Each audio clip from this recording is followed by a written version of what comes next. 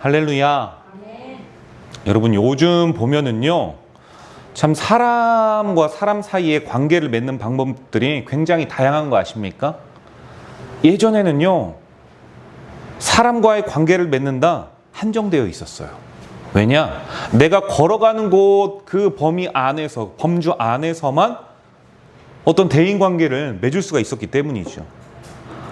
아니면 뭐 굳이 찾아가지 않고 만나지 않고 뭐 관계를 맺을 수 있다. 이런 거는요, 제가 초등학교 때 이제 군인 아저씨들께 위문 편지를 보내는 것, 그때만 이렇게 맺을 수가 있었던 것 같아요. 뭐 우리 장로님이나 우리 집사님, 권사님 때는 뭐 펜팔이 있었겠죠. 그런 게 아니라면은요, 예전에는 사람과 사람 사이에 어떠한 관계를 맺는 것이 굉장히 한정지어져 있었습니다. 그런데요, 오늘날에는 달라요. 하루에도요, 막 수십 명, 수백 명 그렇게 관계를 맺을 수가 있습니다. 어디에서 그렇게 할 수 있나요? SNS죠.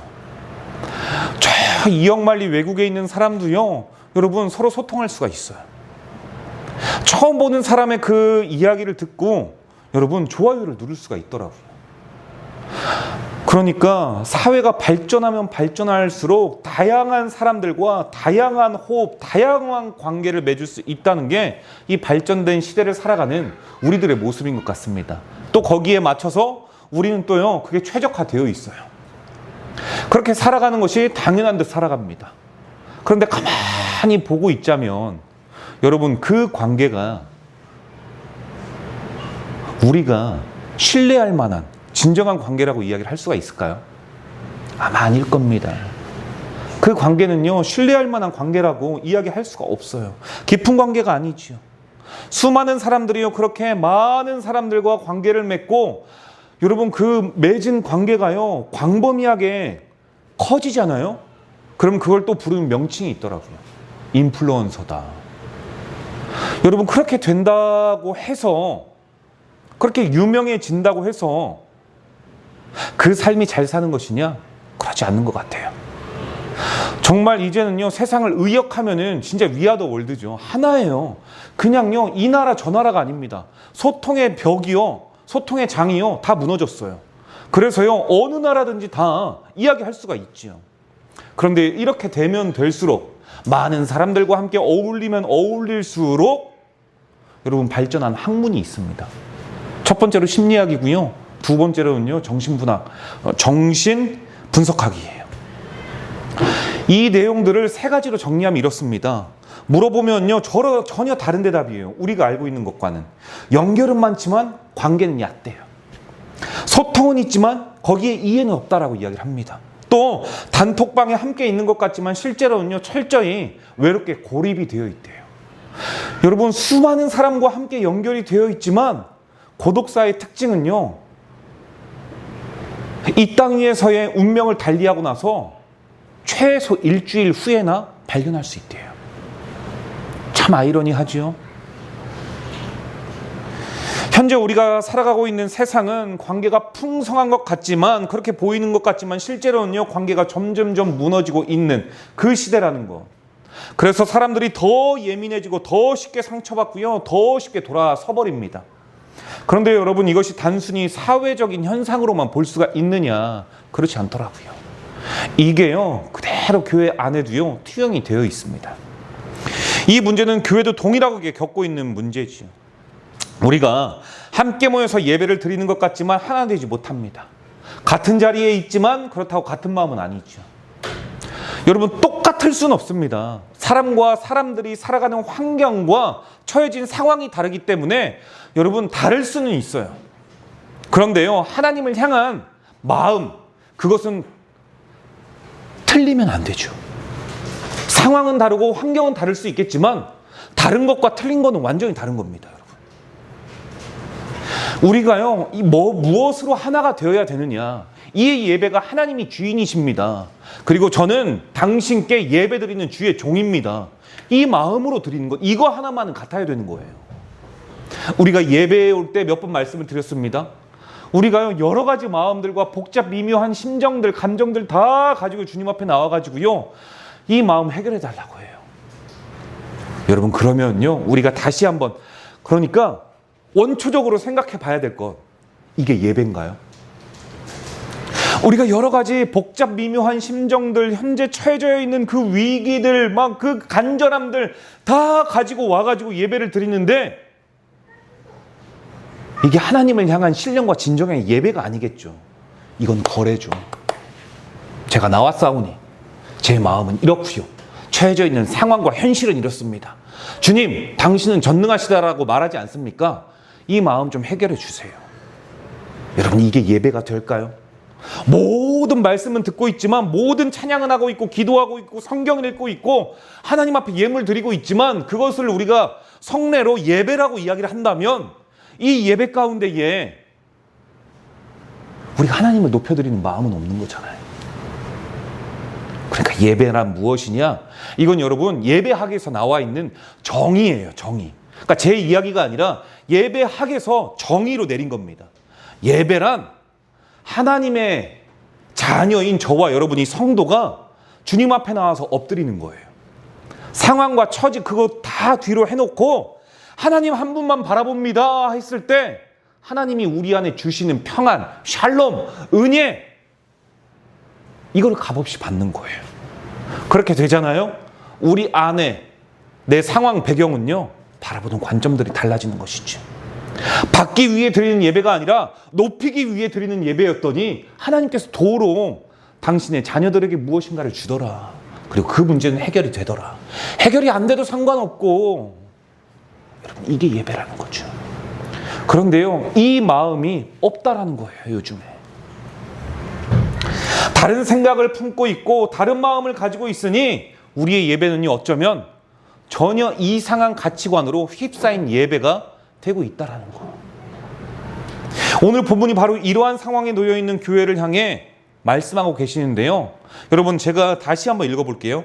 마지막으로 말하노니 형제들아 기뻐하라. 온전하게 되며 위로를 받으며 마음을 같이하며 평안할지어다. 또 사랑과 평강의 하나님이 너희와 함께 계시리라. 거룩하게 입맞춤으로 서로 문안하라. 모든 성도가 너희에게 문안하느니라. 주 예수 그리스도의 은혜와 하나님의 사랑과 성령의 교통하심이 너희 무리와 함께 있을지어다. 아멘. 여러분, 이 말씀요, 사도 바울의 어떠한 인사 정도로만 생각하기 쉬운데요, 그렇지 않아요. 여기에는요, 하나님께서 교회를 정의하고 계시는 하나님의 가치관이 들어가 있는 내용이에요. 여러분, 그런 의미에서요, 첫 번째는 하나님을 기준으로 성도가 살아가지 않을 때 그 교회는 반드시 무너지게 되어 있다는 거예요. 여러분, 오늘 본문의 말씀을 이해하려면요, 사도 바울이 고린도 교회에 편지를 보내게 되는 이 고린도 전후서 전체의 맥락을 다 이해하고 있어야 됩니다. 이거 언제 다 이해해야 할 거예요? 28장이나 되는데. 그런데 이거를요, 제가 축약해 드릴게요. 이 고린도 교회는요, 적어도 5가지의 문제가 있었어요. 첫째는요, 여러분, 이게 분파가 있었어요. 나는 바울파다, 나는 아볼로파다, 나는 게바파다. 교회가요, 분파가 있어가지고 쪼개집니다. 지금 그 상황 가운데 있는 거예요. 두 번째로는요, 여러분, 성적인 문란함이 있었어요. 성적인 문란함이 있었어가지고요, 이거를요, 당연시하게 여겼어요. 제가 이거를 찾아보면서 성적인 문란이 있었고 근친이 있었다라고 해가지고, 이 근친이 혹시 예전에 우리 삼국시대에 보면은 이 신라의 골품제 있잖아요. 성골과 진골. 그러니까 왕족을 유지시키기 위해서 어쩔 수 없이 했었던, 영국도 그랬잖아요. 왕족끼리들만 결혼을 하고, 이 혈통을 지키기 위해서 그런 것이었냐? 아니에요. 그런 게 아니더라고요. 여러분, 이때 교회에 투영되어 있는 이단적인 사상이 있었습니다. 그게 뭐냐? 영지주의예요. 영지주의란 이런 겁니다, 여러분. 육체는 무익한 거고, 영은 정말 고귀하고 순결한 건데, 우리가 하나님을 믿음으로 말미암아 이 영혼이 완전히 구원함을 얻었으니까 이 육체는 어떻게 해도 문제가 없다. 이 생각이었던 거예요. 여러분, 그런데 이거 얼마나 틀린 말인 줄 아십니까? 다른 말이 아니라 틀린 말이에요. 여러분, 우리나라 속담에도요, 이런 말이 있어요.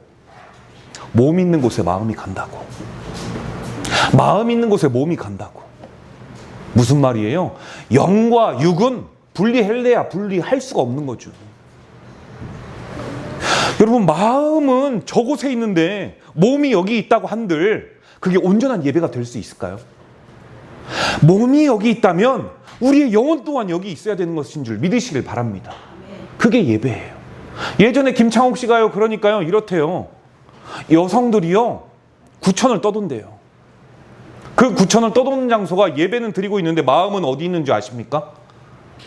백화점이래요, 백화점. 백화점으로 막 구천을 막 떠돈대요. 몸은 여기 있는데. 그러니까 여러분, 몸과 마음이요, 하나 될 수밖에 없는 거예요. 영지주의는요, 이단적인 사상입니다. 그리고요, 여러분, 양태론도 있고요, 삼신론이 있습니다. 양태론은 이런 겁니다. 예수님, 아니, 삼위일체 하나님은요, 이 상황에 따라 역할이 바뀐다. 아시겠어요, 여러분? 그러니까 우리가 이렇게 예를 들어서 설명 들은 거 있죠? 온도가 내려가면은 얼음이 되고, 이 얼음이 온도가 높아가지고는 수증기가 돼서 올라간다. 그리고 일정 기간 있으면 또 무거우면 떨어지니까 그게 물이 된다. 나라는 사람은 하나인데 아빠가 되고 자식이 되기도 하고 남편이 되기도 한다. 이게 뭐예요, 여러분? 이게요, 양태론이에요, 양태론. 이거 이단적인 사상이에요. 삼위일체를 성도는요, 이해할 수 없습니다. 그럼에도 불구하고 알아야 돼요. 우리는 삼위일체예요. 삼신론도 아니에요. 삼신론, 신이 세 명이다, 세 분이다, 이게 삼신론이에요. 성부와 성자와 성령은 서로 다른 신이다, 아니에요. 기독교에서 말하고 있는 신앙은요, 삼위일체예요. 세 가지 위격이 있다는 거죠. 성부 하나님의 그 계획, 성자 예수님의 그 십자가의 은혜, 성령 하나님의 그 연합, 이거를 우리가 삼위, 하나님은 한 분이세요. 그러나 그 하나님, 한 분의 하나님은요, 세 가지의 위격이 있어요. 인품과 성품이 있는 거죠. 서로 하시는 일이 그래서 달라요. 그러나 그 안에서 교통 교제하신다. 그러니까 100%, 99% 가는 게 아니라, 반신반인이 아니라, 예수님은 반신반인이 아니었어요. 반은 신이고 반은 인간이 아니라 100% 신인과 동시에 100% 인간이셨어요. 이걸 우리가 어떻게 이해해요? 그리고 그분이 하나님이시래요. 그걸 어떻게 이해할 수 있어요? 이건 우리의 한계점이에요. 그래서요, 하나님은요, 신비해요. 신묘망측하죠. 그분을 다 이해할 수가 없습니다, 우리는. 이게 삼위일체인데요, 오늘은 그 의미에서 총회가 정한 삼위일체 주일이에요. 성도는요, 알아야 될 게 있어요. 하나님은 어떤 분이시며 삼위란 무슨 일을 하시는지, 그리고 그분들은 교회를 어떻게 이끌어 가시는지, 그래야 바른 교회로 나아갈 수 있는 거고 바른 성도가 될 수 있는 건데, 그런데 보니까 오늘 본문에 보니까 그렇지 않아요. 고린도 교회는요, 일단 분파가 있었고요, 그리고요, 성적으로 문란했습니다. 세 번째는 뭐가 있었냐면요, 교회의 문제를 세상 법정으로 끌고 와요. 이거 정말 문제거든요, 여러분. 그러면 안 되는 거죠. 그리고요, 여러분, 도덕적으로도 교회가 무너져 있었습니다. 손가락질을 당하고 있었어요. 그리고 여러분, 예배가 무너졌습니다. 예배가 무너진다는 건, 이때 예배에서 가장 중요한 건 성찬이었어요. 우리처럼 지금 떡을 떼고 이런 성찬식이 아니라 함께 자신들이 먹을 식사를 가지고 와서 함께 먹는 거예요. 이건 그리스도의 몸 사상이거든요. 한 몸에서 나온다, 한 피바다 이룬 형제 자매다, 이것을 기리기 위해서 먹었던 게 여러분 성찬이었어요. 그런데 주인님 계급들은 자신들이 먼저 와가지고 비싸고 좋은 음식들 다 먹고, 가난하고 남루한 성도들이 왔을 땐 이미 그 식사가 다 끝나 있는 거예요. 그래서 사도 바울이 제정을 한 거죠. 하나님이 거지냐? 하나님이 먹을 게 없어가지고 손이 짧아가지고 그러냐? 그래서 만든 게 오늘 우리가 드리고 있는 성찬식이에요. 그 전에는 이런 성찬식이 아니라 여러분 함께 식사하는 공동체였었어요. 근데 이 문제가 온전한 예배로서 이루어지지 않았다는 거죠. 그러니까 성찬의 문제가 있었던 거예요. 그리고 마지막 다섯 번째는요, 여러분, 은사의 남용이었어요. 이 은사, 방언하는 것들, 그 모든 것들, 이 모든 것들이요, 결국 은사는 하나님의 영광이거든요. 하나님의 하나님 되심을 드러내기 위해서, 하나님의 거룩성을 위해서, 그리고 구원함을 위해서 하나님께서 사람들에게 주신 것이죠. 그런데요, 이 은사를 어떻게 남용했느냐? 자기 자신의 과욕, 과시, 이런 것들을 위해서 사용했어요. 그러니 이 당시의 고린도 교회는요, 너무 많은 문제가 있었던 것이죠. 지금 사도 바울은요, 이 문제를 위해, 이 문제를 해결하기 위해서 서신을 1차로 보낸 거예요. 그게 뭐냐? 고린도 전서다. 여러분, 성도에게 있어서 가장 중요한 게 무엇일까요? 무엇이겠습니까? 아니, 그 이야기는 뒤로 좀 하고요. 이 5가지의 문제, 이 5가지의 문제, 분파의 문제, 성적인 문제, 도덕적인 문제, 그리고 예배의 문제, 그리고 은사의 문제, 이 5가지의 문제, 이 문제의 핵심은 무엇인지 아십니까? 이들의 중심의 기준은 하나님이 아니었다는 거죠. 다시 돌아와서 성도에게 있어서 가장 중요한 거 무엇일까요? 예배의 예전 훌륭할 수 있어요. 막 오케스트라 막 장난 아니고요. 거기에서 여러분 큰 북 있거든요. 제가 한번 참여해 봤는데 북 한번 때리잖아요. 와, 그 전율 장난 아닙니다, 여러분. 이거 예배처럼 멋지게 보일 수 있어요. 자아도취 될 수 있어요. 그런데 정말 중요한 거, 성도와 교회 가운데에 그 기준이 하나님이냐 아니냐, 이게 가장 큰 중심 골격 아니겠습니까? 여러분, 혹시 주님의 몸된 교회를 순식간에 무너지게 만들어버리는 이 모습들, 오늘날 우리가 살아가고 있는 교회의 모습들은 아닐런지요. 우리도 교회를 판단할 때요, 사람을 기준으로 판단할 때가 많아요. 내 감정으로 관계를 설정하고요, 결정하고요, 내게 유익이 되면 가까이 하고, 내 마음에 안 들면요, 멀어집니다. 겉으로는 신앙생활 잘하는 것 같지만 실제로 세상의 이기적인 방식과 이 방법으로 관계를 맺어요. 이게 바로 오늘날 교회의 위기래요. 그런데요, 더 무서운 것은 이 위기의 극복은요, 결코 내 의지로 할 수 없어요. 내 결심 결단으로는 할 수 없다는 겁니다. 그렇다면 어떻게 할 수 있어요? 오직 하나님의 말씀만이 기준이 된다는 사실을 믿을 때, 그럴 때 회복이 가능하다는 사실을 믿을 수 있길 바랍니다. 여러분, 그렇다면 여러분들은 교회를 세우는 성도이십니까? 아니면 교회의 소비자이십니까? 저는 바라기는요, 여러분들은 소비자가 아니라 교회의 주체가 되었으면 좋겠어요. 그래서 이 교회를 볼 때에 부족하고 연약한 것들이 있을 때 함께 든든히 세워져 가네요. 함께 세울 수 있는 교회 공동체가 되기를 원합니다. 목사의 교회가 아니라, 장로 권사님의 교회가 아니라, 집사의 교회가 아니라 모든 성도의 교회. 그래서 이 교회를 아끼고 사랑할 수 있는 교회, 성도들이 될 수 있길 바라요. 여러분, 우리 주변의 교회들을 보십시오. 얼마나 무너져 버렸는지. 먼 교회 이야기 하지도 않습니다. 우리 주변의 교회 문제는요, 교회에서 마무리를, 어떤 사건과 송사의 문제가 있어도 다 교회 안에서 치러야 하고 깨끗하게 다 마무리 지어야 한다라고 주창했었던 목사님이 계셨어요. 그런데요, 결국 그 문제를 세상 법정으로 끌고 가더라고요. 그것뿐만이 아니에요, 여러분. 자신이 하는 일은 거룩하신 하나님의 나라를 위해 사는 일이라고 성도들이요 그랬어요. 목사님이 무슨 이야기하면 계속 딴지를 걸고요, 막 멱살 자꾸 끌어내리기도 합니다. 그리고요, 이게요, 자신들은 그래요, 의로움이 엄청났거든요. 다 주님의 나라를 위해 사는 거라고. 여러분, 주님의 나라를 위해 사는 일에 싸움이 있다니까요, 분쟁이 있다니까요, 다툼이 있다니까요. 그럼 이거 하나님 나라를 위해서 하는 거 아니에요. 하나님 나라를 위해서 하는 일은요, 연합이에요. 연합. 이 연합이 안 되고요, 지금 다툼이 아니라 죄를 벌이고 있는 거잖아요. 분노가 아니라요, 죄를 짓고 있는 거잖아요. 그럼 더 이상 이건 하나님의 일을 위한 게 아니라는 것이죠. 그런데요, 여러분, 그렇게요, 교회에 분란과 분쟁을 일으켜가지고 바울파다, 아볼로파다, 게바파다 해가지고요, 교회를 나와버렸어요, 성도들이. 나와서 다른 교회를 갑니다. 그 교회를 또 분란 일으켜서 또 나와요. 또 몇 명은 거기에 머물러 있고 또 나옵니다. 그리고 또 나와가지고 지은 교회가 또 있어요. 여수에.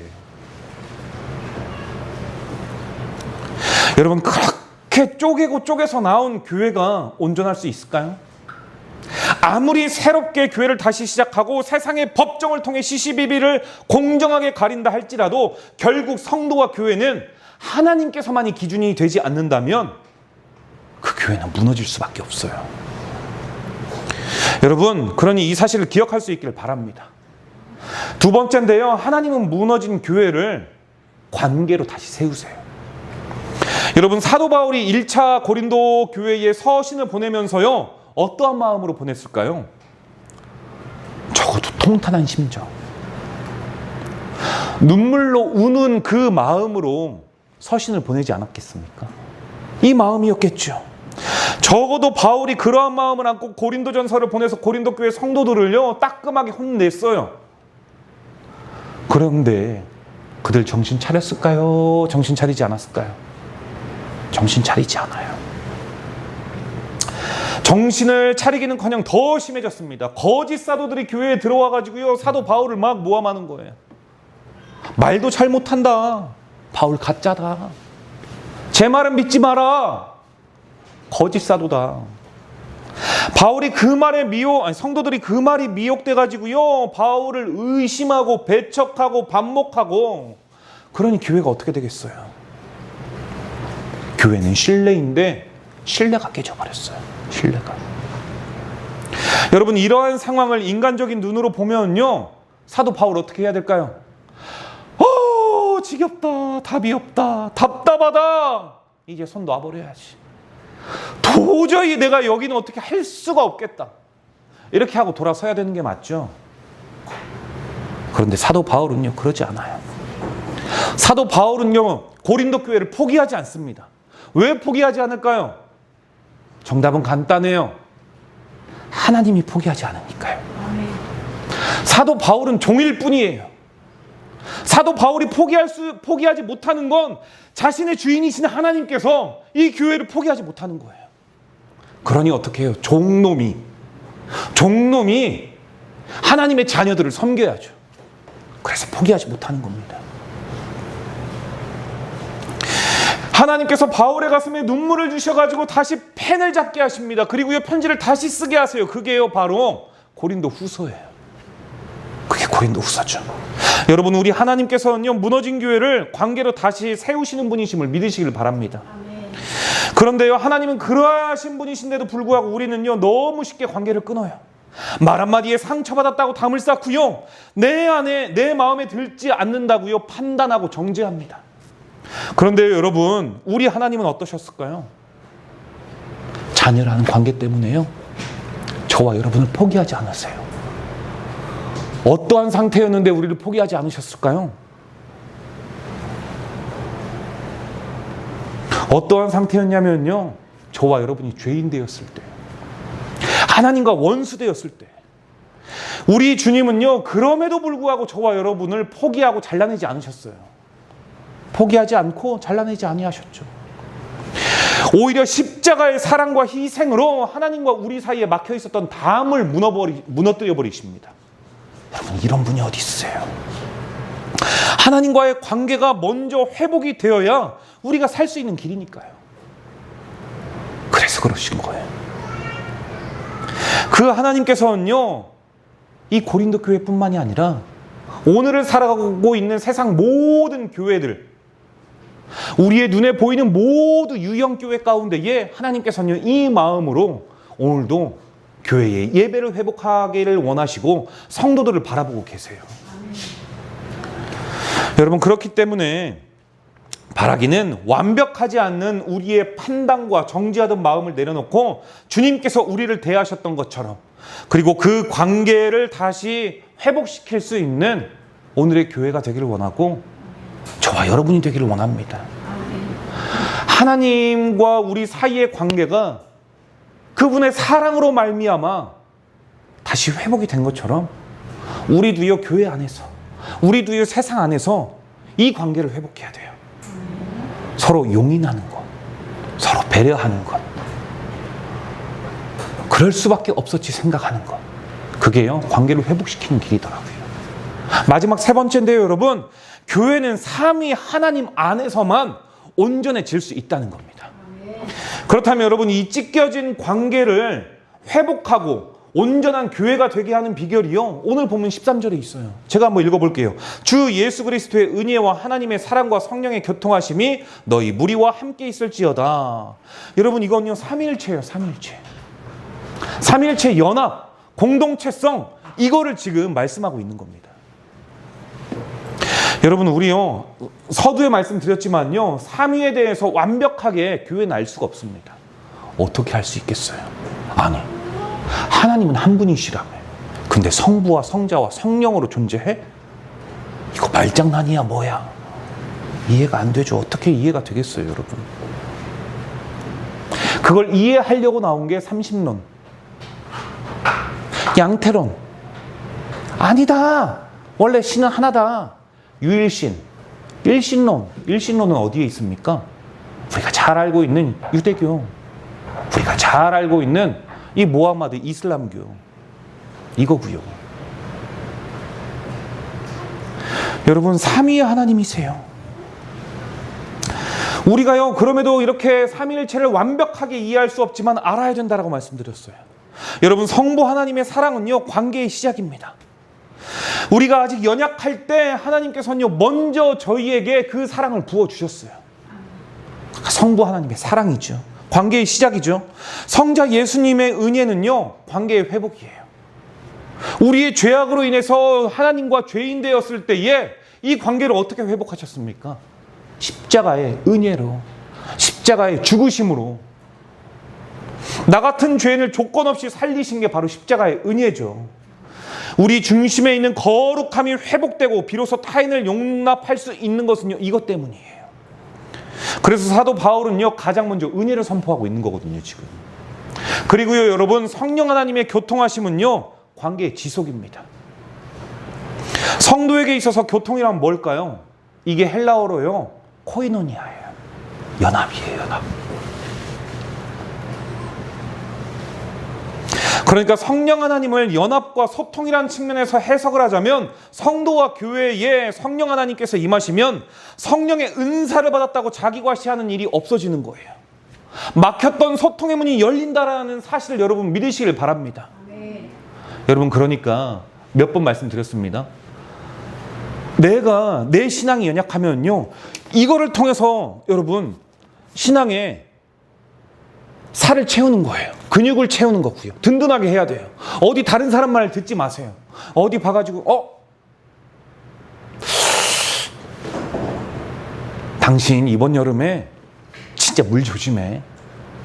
내가 기도하는데 매번 하나님께서 그 감동을 주셔. 여러분, 그 말 믿지 마요. 물가는 다 조심해야 돼. 물가 안 조심해야 되는 사람이 어디 있어요? 뭐 익스트림 스포츠 안 해야 돼요, 여러분. 저는 그거 하시는 분들 이해가 안 돼요. 하나님이 나를 사랑하신다면서 하나님께서 내게 주신 귀한 몸을 어떻게 그렇게 함부로 굴려가지고 사고 나고 부모 마음에 대못 받고 가정 무너지게 만들어버리고, 어떻게 그래요, 여러분? 전 그건 아니라고 봐요. 제 기준인 거죠. 여러분, 그래요, 여러분. 그러니까요, 뭐 이번에 물가 조심해야 돼. 여러분, 뭐 당신 집안에 뭐 이번에 우환이 있겠어. 기도 받아야 돼. 아니에요, 여러분. 신앙은 너와 하나님과의 1대1의 관계예요. 그 위험함과 그 불편함과 그 안일함을 왜 다른 사람을 통해서 우리가 들어야 됩니까? 하나님은 나에게 세밀하게 말씀하고 계실 텐데, 그 관계를 다른 사람으로 인해서 들을 수 있는, 여러분, 그런 신앙은 정말 잘못된 신앙 아니겠어요? 하나님과 나 사이에 내가 들어야죠. 당사자는 모르고 있는데 누군가를 통해서 이야기를 한다면 그건 내 신앙이 무너지는 거죠. 그 이야기를 들었다면요, 주님, 제가 이렇게 영적으로 아둔합니다. 제가 아둔한 것 같습니다. 하나님과의 관계가 설정되어 있지 않는 것 같습니다. 이렇게 나아가야 되는 거예요. 하나님께서 나에게 돈 빌려주라고 했다, 그렇게 말씀하시네, 김집사야. 그거 듣지 마요, 여러분. 죽지 마요. 연약해가지고 관계가 깨질까봐 주면 안 되는 걸 알면서도 하나님께서 말씀하셨다고 하니까 빌려주는 거. 여러분, 그거는요, 하나님을 믿는 게 아니라, 죄송합니다, 생각과 사고가 없는 거예요. 그렇죠, 여러분. 여러분, 다시 돌아와서 말씀드릴게요. 성령의 은사 받았다고 자기 과시를 하는 것이 아니라 막혔던 소통의 문을 여는 게 여러분 은사예요. 지난주 기억하십니까? 오순절 마가의 다락방에서 하나님의 이 주님께서 말씀하셨던 몇 날이 못되어 기다리라고 하셨던 그 성령이 마가의 오순절 다락방에 임하고 나서 여러분 일어난 현상, 방언이잖아요. 방언. 어느 교회는요, 이 방언을 성도라면 무조건 받아야 된대요. 아니에요, 여러분. 방언은 말 그대로 은사예요. 주실 수도 있고 주지 아니하실 수도 있어요. 받지 않는다면 그 사람이 성도가 아닐까요? 아니요. 성도는 어떻게 되느냐? 내가 죄인임을 주님 앞에 고백하고 그분만이 나의 구원자이십니다 라고 고백할 때, 그때 비로소 성도가 되는 거예요. 그렇지 않을까요, 여러분? 지난주 여러분 사도행전 말씀 기억하시지요? 그 은사를 주신, 방언을 주신 이유 기억나십니까?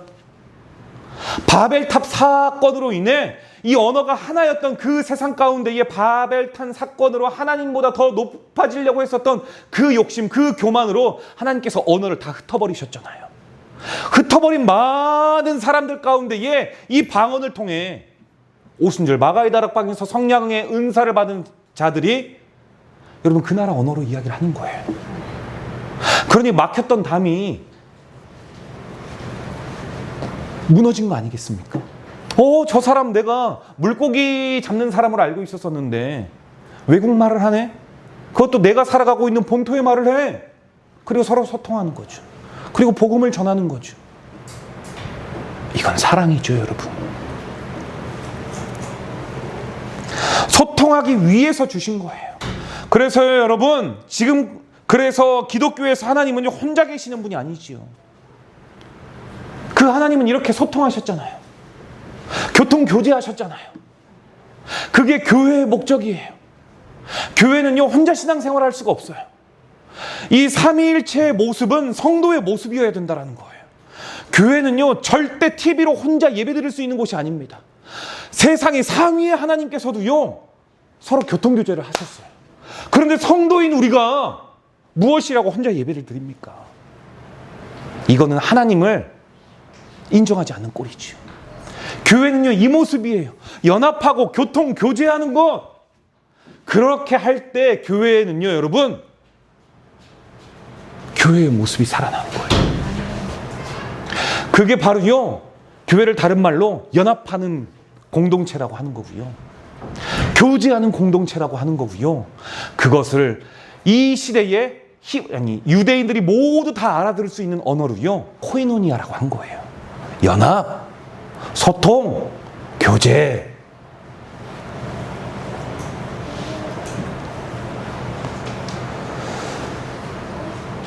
결론인데요, 사랑하는 예수로 사는 교회 성도 여러분, 교회는 사람이 억지로 만들 수 있는 공동체가 아닙니다. 삼위의 하나님께서 친히 만드시고 이끌어 가시는 공동체예요. 오늘 보니까 고린도 교회는 무너졌고요, 누가 봐도 소망이 없었습니다. 그럼에도 불구하고 오직 하나님께서만은 포기하지 않는다는 것을요, 사도 바울을 통해 마주할 수가 있어요. 그리고 그 하나님께서요, 삼위일체 주일인 오늘을 살아가는 저와 여러분들에게 동일하게 말씀하시고 명령하십니다. 온전하게 하라, 마음을 같이 하라, 그리고 그 안에 평안이 있어라, 샬롬이 있어라. 그런데 이 명령 절대 우리 힘으로는 여러분 불가능한 겁니다. 우리 힘으로는 불가능해요. 성령 하나님, 예수 그리스도의 그 희생, 성부 하나님의 그 계획하심을 우리가 우리 심정으로 이해가 될 때 이게 가능한 거예요, 여러분. 삼위 하나님께서 친히 그렇게 하셨기 때문에 바울은요, 이 축복을 자신을 미워하고 인정하지 않고 대적했었던 그들에게 이 축도를 할 수 있었던 거예요, 여러분. 이거 어떻게 할 수 있어요? 절대 못해요. 사도 바울은요, 이 마음이 있었던 거예요. 여러분, 이 사랑이요, 사람의 좁은 감정을 뛰어넘는 삼위 하나님의 대책 없는 사랑이심을 믿으시길 바랍니다. 성부 하나님의 사랑, 성자의 은혜의 성령의 교통하심으로 우리 예수로 사는 교회 또한 하나님께서 기뻐하시고 하나님께서 주목하시는 든든한 교회로 세워갈 것을 저는 믿습니다. 그리고 여러분의 가정 또한, 여러분의 인생의 여정 또한 그렇게 든든히 세워질 수 있기를 주님의 이름으로 축복합니다. 기도하도록 하겠습니다.